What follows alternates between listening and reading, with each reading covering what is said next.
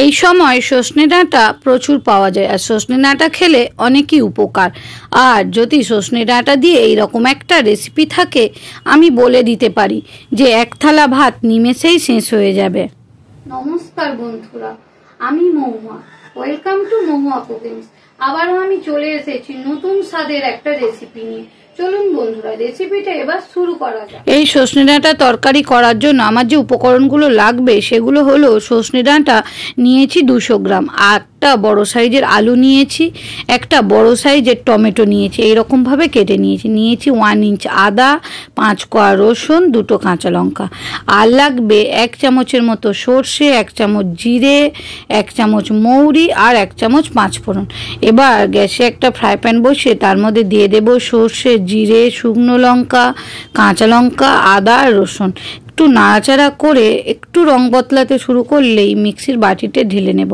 ঠান্ডা হয়ে গেলে খুব সুন্দর একটা মিহি পেস্ট বানিয়ে নেব। তারপর গ্যাসেতে কড়া বসিয়ে তার মধ্যে দিয়ে দেব 3-4 চামচের মতো তেল। দিয়ে তেলটা খুব ভালো করে গরম হয়ে গেলেই ওর মধ্যে দিয়ে দেব কেটে রাখা আলুগুলো। আর এই রকম আলুগুলো কাটলে তরকারি দেখতে যেমন সুন্দর হয়, খেতেও কিন্তু দারুণ মজা হয়। আলুগুলোকে এবার লাল লাল করে একটু ভেজে নেব। আর আলুগুলো যত সুন্দর ভাজা হবে তরকারির টেস্টটাও কিন্তু দারুণ হবে। আলুগুলো আমার একটু ভাজা হয়ে গেছে, ওর মধ্যে এবার দিয়ে দেব ডাঁটা। আর ডাঁটাগুলো কিন্তু একটু বড় সাইজ করে কাটতে হবে, তবে তরকারি দেখতে আর খেতে দারুণই হবে। এবার ডাঁটাটাও খুব ভালো করে নাড়াচাড়া করা হয়ে গেছে, এবার তুলে নেওয়ার পালা।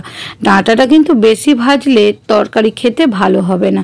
একে একে ডাঁটাগুলোকে তুলে নেওয়ার পর সেই তেলের মধ্যে দিয়ে দেব 5 ফোড়ন, মৌরি আর শুকনো লঙ্কা।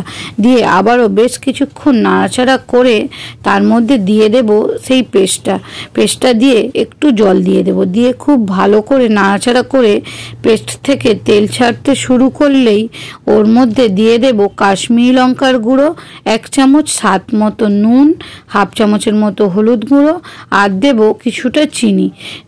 দিয়ে ভালো করে নাড়াচাড়া করে মশলাটা কষিয়ে নেবার পর ওর মধ্যে দিয়ে দেব কেটে রাখা টমেটোটা আগে দিলে দেখতেও ভালো লাগবে না, খেতেও ভালো লাগবে না। ঠিক এই সময় টমেটোটা দিলে তরকারির টেস্টটা কিন্তু দারুণ হবে। এবার ভেজে রাখা আলু আর ডাঁটাটাকে ওর মধ্যে দিয়ে ভালো করে নাড়াচাড়া করে মিশিয়ে নিয়ে মশলাটা খুব ভালো করে কষিয়ে নিতে হবে। আর ডাঁটা, আলু আর মশলা থেকে তেল ছাড়তে শুরু করলেই ওর মধ্যে দিয়ে দেব অল্প পরিমাণ জল। দিয়ে বেশ কিছুক্ষণ চাপা দিয়ে ফুটিয়ে নিয়ে এবার আমি নামিয়ে নেব। এই তরকারিটা একটু গায়ে গায়ে হলে খেতে ভীষণ ভালো হয়। আর নামানোর আগে উপর থেকে দিয়ে দেব কিছুটা ধনেপাতা কুচি, যা তরকারির টেস্টটা আরও দারুণ করে দেবে। বন্ধুরা, আপনাদের এই রেসিপিটা যদি ভালো লেগে থাকে তাহলে ফেসবুক থেকে দেখলে ফলো আর ইউটিউব থেকে দেখলে সাবস্ক্রাইব করে দেওয়ার অনুরোধ রইল। আপনাদের একটা ফলো কিংবা সাবস্ক্রাইব আমার কাছে অনেকটাই গুরুত্বপূর্ণ। ভালো খাবেন, সুস্থ থাকবেন। দেখা হচ্ছে কিন্তু নেক্সট ভিডিওতে। বাই বন্ধুরা।